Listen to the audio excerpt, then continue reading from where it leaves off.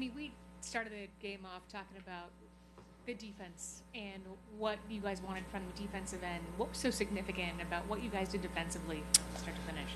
Oh, it was just a collective effort, like a collective focus. We kind of knew, right? It's on the road. It's a little bit different, like what we talked about before the game. You really have to lock in defensively. You're not going to make shots at the level you do at home, and our guys knew that was the key. Defending and winning the rebounding battle, we really executed defensively, executed the game plan. Did a good job on Tyler, keeping him, just trying to limit his touch. With great players, you can only try to limit their touches. So we did that. But Serena, I thought the key was in the beginning of the second half, they came out and they really raised their level, probably 3 levels, and we answered we weren't making shots, miss, and we kept getting stops, and we just had to keep our head above water. I felt like that beginning of the third quarter, and we weren't making shots, and that's usually when the game evens out, and we just kept it, kind of kept it where it is, because we didn't react to missed shots. I think the other night you said something to the effect of DeAndre Hunter is going to be huge in this series. Yeah. He's going to win us games. What do you make of what he was able to do without one of your starters tonight? Great, and Ivory was going to talk about his offense, but defensively he was is everything we traded him for. His physicality, his size, be able to switch onto Bam, right? Having him and Dean be able to switch onto Bam, and now we got Evan on Tyler, and it's just a real luxury. And then offensively, I thought he was great. He's so skilled. He shoots it. He can play pick and roll. Super talented player. Can you guys start off? You down 12-4 at the first media timeout today. And then obviously things clicked quickly after that. What was the message in that?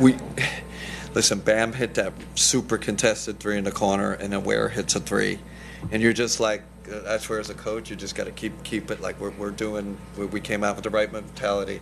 Our disposition is good. We're competing. I didn't feel like it was like, oh, we're not locked in, or it was a little bit bad luck. And then on the other end we had 2-3 open looks. So you really got to be, not reacting to the score, which is weird, right? Like, hey, but it's more what's really happening out there. What's the process like? What did you think of what Evan did defensively today? Oh man, I mean, we've been really pushing him and JA to pressure Bam more, pressure Ware more.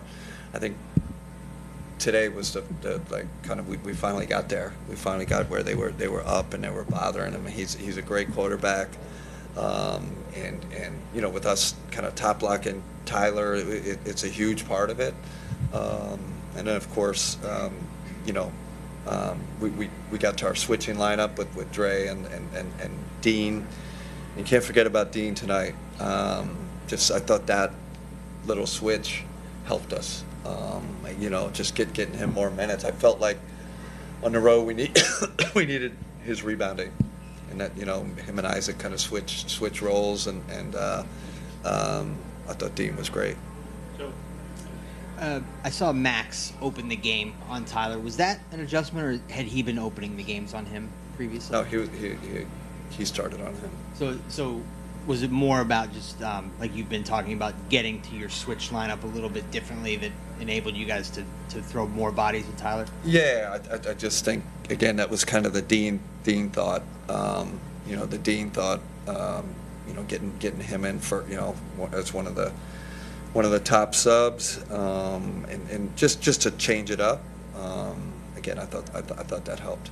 And then we asked you before, or somebody asked you before the game about what Darius said or whatever. I know what you said. Yeah. Was his basic point true? Was that the game plan? Because it didn't really seem like you guys were attacking.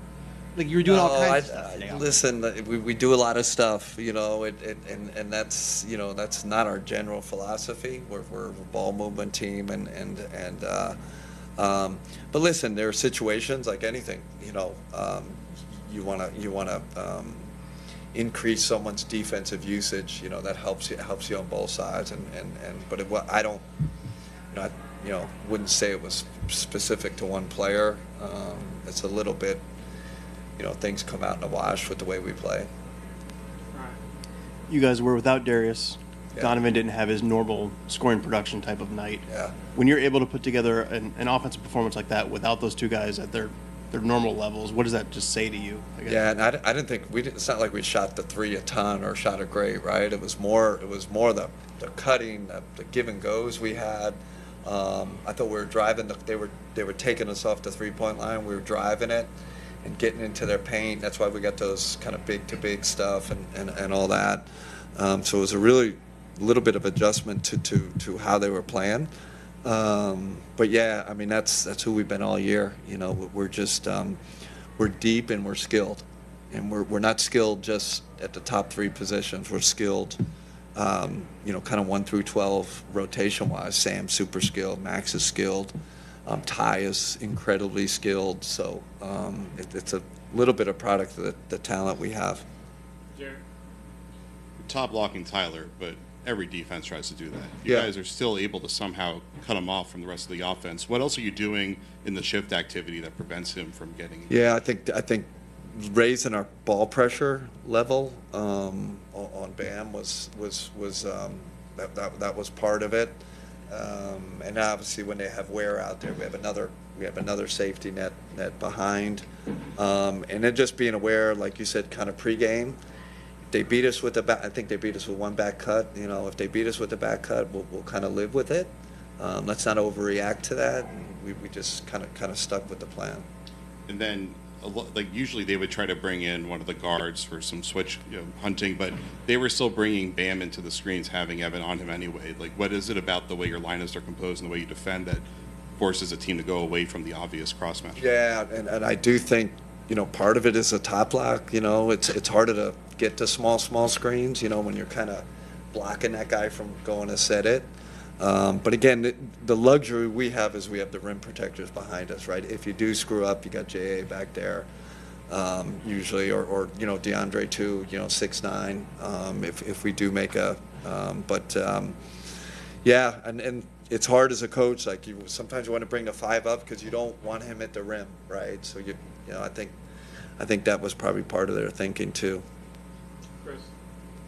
Kenny, you spoke really highly of Max before the game, but can you just speak to the impact that he had on this one in particular? Well, I think that highlight when he had the verticality, and I felt like the game was a little, maybe say it was, but it was a little and still could swing either way. So he gets the verticality right, and takes it right on the chest. I mean, they come down. I forget who came downhill, and he gets that, and then he runs to the other end, and then gets the wing 3 off the pass. I thought that was kind of personified who he's been this series and who he is overall as a player.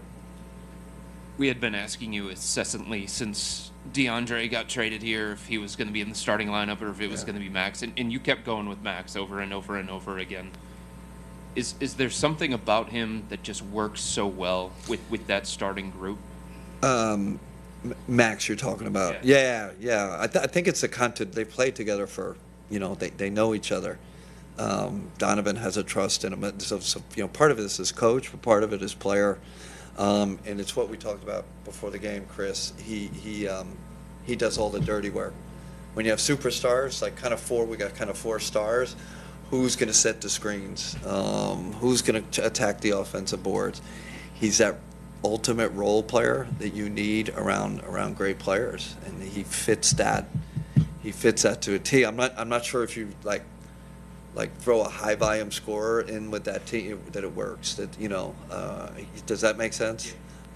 So that's kind of I think that's kind of why it works, is who Max is as a player. Hi, Kenny. Yeah. Before the playoffs, you got a full week to rest, to prepare the game.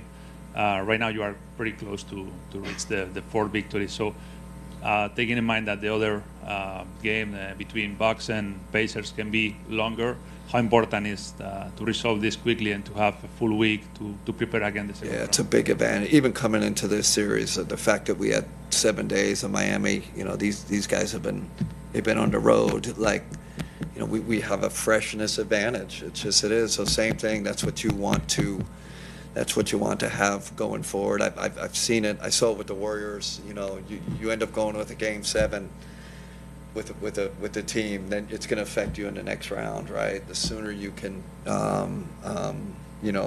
end the series, the better. But listen, this is the Miami Heat, right? This is not going to be because of who they are, because of their character and their program and their coaching and the players they have.